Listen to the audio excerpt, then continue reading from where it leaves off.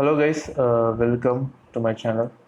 So this is a tutorial series where we will be going over a live competition in Kaggle, and we will potentially learn a lot with data science, uh, deep neural networks, and many more related to that. So I thought of making a series out of a live competition so that we can actually get some better understanding on what works and what doesn't work, and what effects each other modification has. So it will be a really good way to get started and learn fast. So I'm also not highly ranked in this competitions yet. I haven't even made my submissions yet. But over this course, we are going to go over and do all the things and get to know better about. Eventually, learn a lot about deep learning and the architectures around it. So the reason why I thought of making uh,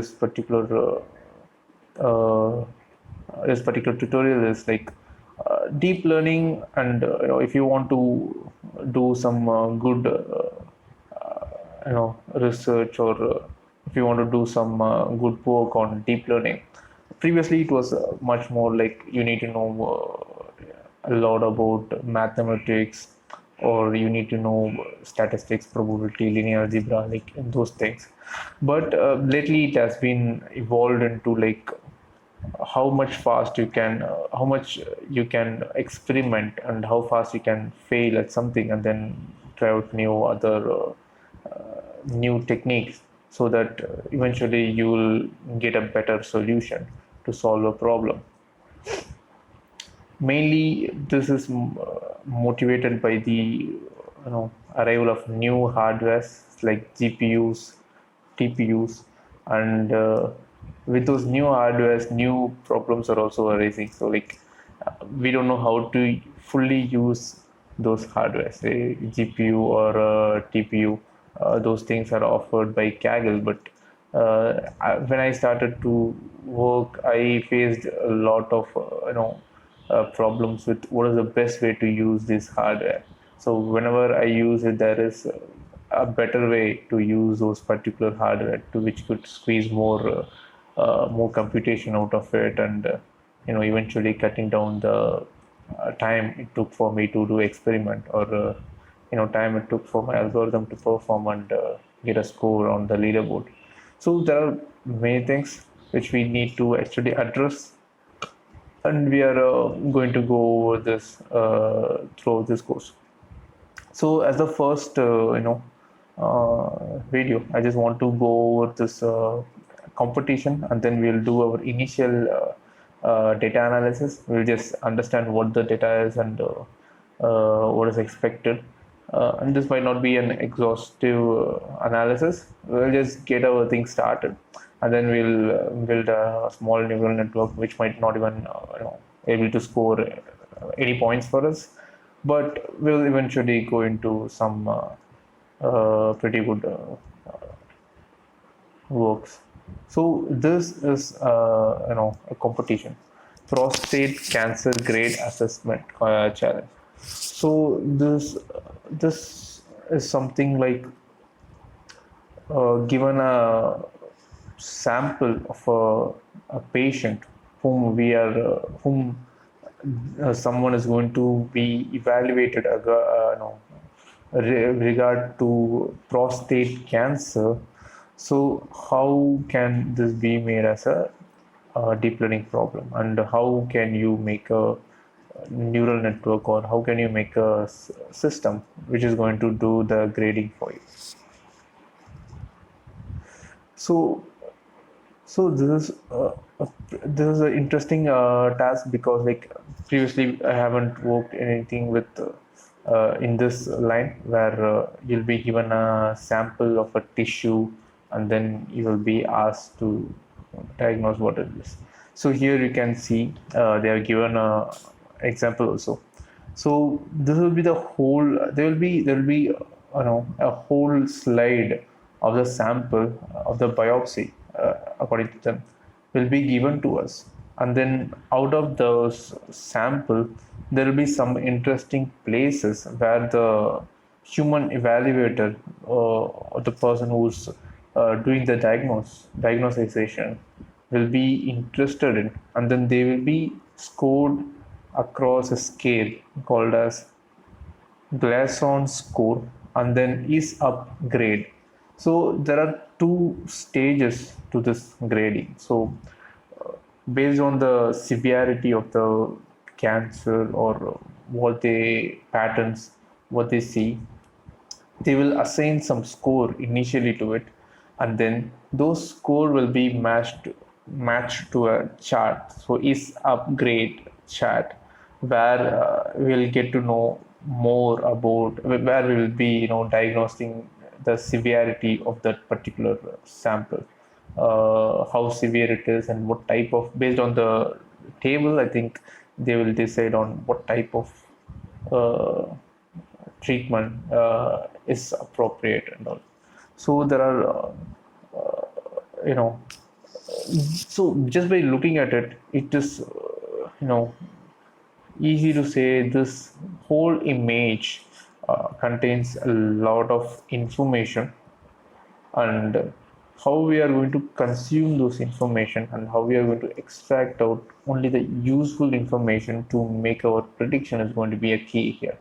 Because if you see the sample which they are showing us, it's more detailed. It can actually, you can see a difference between the first one and then the second one, where the second one has a lot of holes like structures in it, pores kind of thing, whereas the first one is not having much pores kind of thing.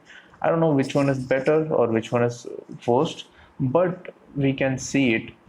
The same thing can't be observed in this whole slide. So there should be some method on how these interesting patches are going to be extracted. Are they going to be like randomly we are going to select some region out of this whole images, or we are going to follow some algorithm to do that? We'll have to come up with that.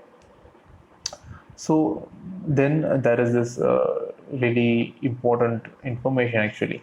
So these data are from two institutes, medical centers and institute, Redboard University Medical Center and Karolinska Institute. I hope I pronounced them correct, or even if it's wrong, my apologies. So those two organizations are providing this data, are collected from these two organizations, and then this is sponsored by Panda Workshop at MICCA 2020 and sponsored by Context Vision, IBEX, and Google. So yeah, that's thanks to those guys for bringing up with this, coming up with this kind of competition. It's a lot of help in that. So I will just go over some interesting things which we need to know, which are actually provided to us before diving into it. So I'll just start with going over the data they are provided, and then we'll go over the evaluation metrics they are provided. So data, to give you dive into the main part. So there is a CSV file which is going to provide us with the overall information, and then images will be provided. So image ID, as usual, that will be the file name, and then so that will file name which will contain the image, and then the file name can be matched with this CSV file to get the appropriate output out of it. So here data provider is going to be either of these institute. So why this is important, I will come to it later. And then we got this is upgrade. So this is the thing which we are going to predict here, is upgrade. So that's the target value. And then if you want, you can use, they have also given us Gleason score metrics also, but we can choose which one to use and which one not to use, or we can use both the things. So yeah, it doesn't matter. And then we have this one, train and test images folder, which should be containing all the images. And then we have this interesting thing, train label mask. So this is the interesting thing. So far we have only talked about the image form of it, and we have a segmentation mask also provided to us. Okay, so the segmentation mask is going to carry a lot of information in terms of locations, and in terms of which area is infected, or which is non-infected cells, and then which is cancerous cells, and so on and so forth. Like, and there's going to be a lot of location side information that's going to be provided to us. So we are going to use it. So previously I was talking about, like, the data provider information is important, because both these data providers, both these universities, they follow a particular method with how they are making up this mask. Say for example, Redboard uses 0 as background, like no tissues are there, and then 1 for stroma, and then 2 for healthy epithelium cells, and 3, 4, and 5 for various cancer cells, so cancerous epithelium. So based on the score on Gleason 3, 4, and 5, they will be giving various colors, various numbers, actually not colors, various colors to those region, uh, for us to determine which one to pick up. Okay, just to just ignore the last part, like they are giving various numbers to those cancerous places. So yeah, but whereas this other institute, they are using 0 for background, and 1 for uh, some kind of healthy cell, I guess, stroma plus and epithelium combination. I don't know what this is. I will do some reading on that. And then the 2, and then 2 they are using for cancerous tissue. So here they have more detailed segregation, 3, 4, and 5, whereas this other institute, they are just going to group all the cancerous tissue into single place. So this is very important, because if you are planning to use this mask for some feature extraction, or pass it into your neural network, you just need to understand this before encoding them into some representation, and then sending it into the neural network for processing. So yeah, so scaling them into some same same method is very important, because like the data set is from both the both the institute, and we are going to use both of them in our training. So uniform, we have to make it uniform, which will help us. And in this evaluation, I'll just go over it, but it requires a separate video on itself, so I'm not going to go over entire thing. So I'll just give you a brief introduction on it. So we are using Quadrat. The competitions and the submissions are evaluated against quadratic weighted kappa. So that's the metrics which they are going to use to measure. So 0, a score of 0 means it's just a random agreement, and then 1 means it's a complete agreement.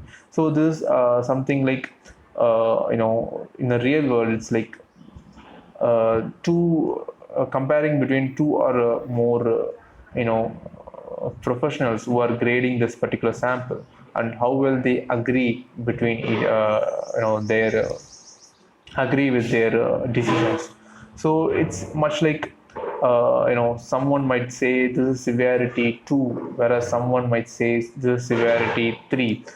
Maybe the treatment for severity 2 and severity 3 might not be different. In that case it's okay, but when someone says this is severity 1 and this is severity 2, maybe that the treatment for severity 1 is no treatment at all, to severity 2 we have some medications or something. So that could be playing a key role, right? So how two decisions are getting, how well two people are agreeing to towards their decision. That's a key thing. But I will make a really big video for this one because this is very important. So with that, I will just end this first initial video. We just went over this competition and we just understood what's given in the by the provided by the competition. Provided in here. Uh, and from next videos, we'll start with doing our EDA, and then we'll start with building our model and all. So, thank you for watching, and yeah.